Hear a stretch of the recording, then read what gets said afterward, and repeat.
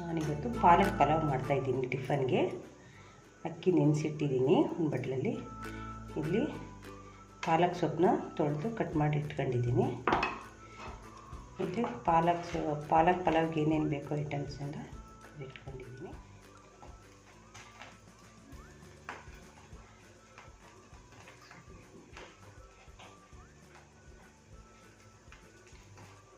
ಈರುಳ್ಳಿ ಹಾಕ್ತಾಯಿದ್ದೀನಿ. ಕಾಯಿ ಮೇಲೆ ನಾನು ದಪ್ಪ ಸೈಜ್ ಒಂದು ಈರುಳ್ಳಿ ಕಟ್ ಮಾಡ್ಕೊಂಡಿದ್ದೀನಿ. ಹಾಕಿ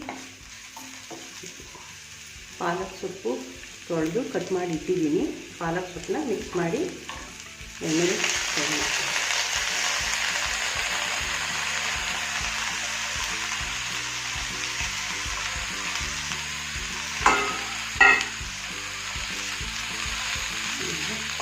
ಪಾಲಕ್ ಸೊಪ್ಪು ಹಾಕಿ ಚೆನ್ನಾಗಿ ಹುರಿಬೇಕು.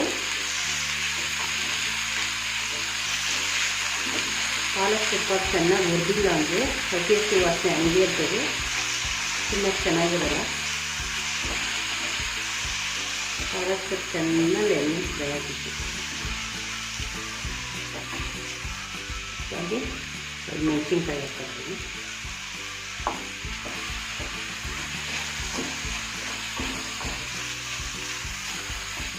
ಈರುಳ್ಳಿ, ಮೆಣಸಿನ್ಕಾಯಿ, ಪಾಲಕ್ ಸೊಪ್ಪು 3 ಮಿಕ್ಸ್ ಮಾಡ್ಕೊಂಡು ಚೆನ್ನಾಗಿ ಹುರಿಬೇಕು. ನಾನು ಸೊಪ್ಪು ಹುರಿಬೇಕಾದ್ರೇ ಸ್ವಲ್ಪ ಹಿಂಗೆ ಮಿಕ್ಸ್ ಮಾಡ್ಕೊತೀನಿ. ಯಾಕೆಂದರೆ ಹಸಿಮೆಣಸಿನ್ಕಾಯಿ ಸೊಪ್ಪು ಹಾಕಿರೋದ್ರಿಂದ ಹಿಂಗೆ ಮಿಕ್ಸ್ ಮಾಡ್ತೀನಿ. ಇದು ರೆಡಿಯಾಗಿದೆ. ಇದು ಎತ್ತಿಟ್ಬಿಟ್ಟು ಒಗ್ಗರಣೆ ಇಡ್ತೀನಿ. ಈಗ ಪಾಲಕ್ ಪಲಾವ್ಗೆ ಏನೇನು ರುಬ್ಕೊಬೇಕು ಅನ್ನೋದೇ ಮಿಕ್ಸಿಗೆ ಹಾಕೊಂಡು ತೋರಿಸ್ತೀನಿ. ಸ್ವಲ್ಪ ಬೆಳ್ಳುಳ್ಳಿ, ಸ್ವಲ್ಪ ತೆಂಗಿನಕಾಯಿ,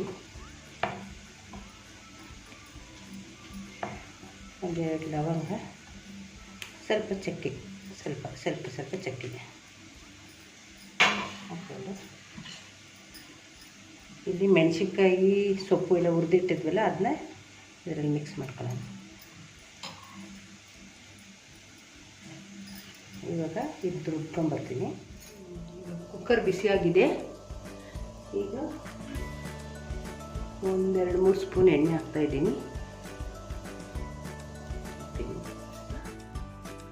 ತುಪ್ಪನ ಹಾಕ್ತಾಯಿದ್ದೀನಿ. ಅದಕ್ಕೆ ಸಾಸಿವೆ ಹಾಕ್ತಾಯಿದ್ದೀನಿ.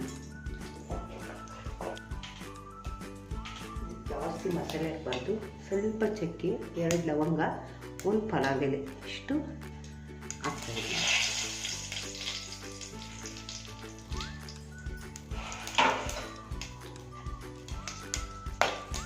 ಬಿಸಿರುಳ್ಳಿ,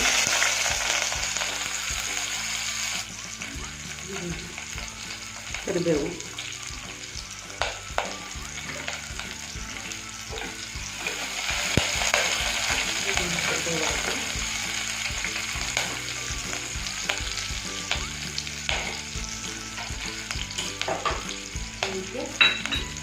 ಇವಾಗ ತರಕಾರಿ ಆ್ಯಡ್ ಮಾಡ್ತೀನಿ.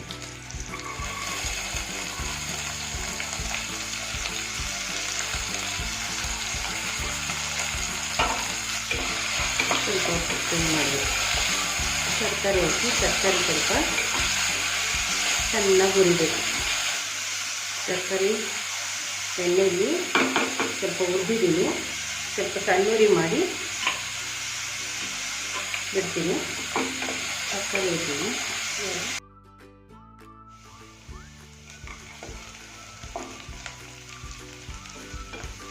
ತರಕಾರಿ ಎಲ್ಲ ಚೆನ್ನಾಗಿ ಹುರಿದಿದ್ದೀನಿ. ಇದು ತರಕಾರಿಗೆ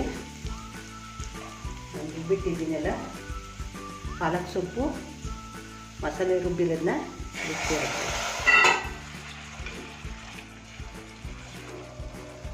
ಈಗ ನಾನು ಇದಕ್ಕೆ 2 ಗ್ಲಾಸ್ ನೀರನ್ನ ಸೇರಿಸ್ತೀನಿ.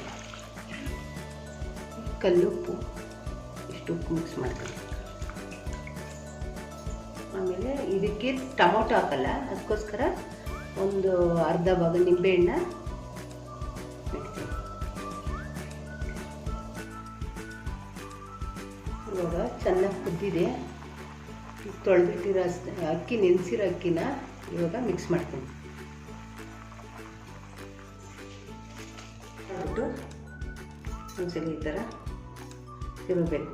ಆವಾಗ ಮಸಾಲೆ ಎಲ್ಲ ತಳಕ್ಕೆ ಮೇಲೆ ಎಲ್ಲ ಹೇಳ್ಕೊತದೆ.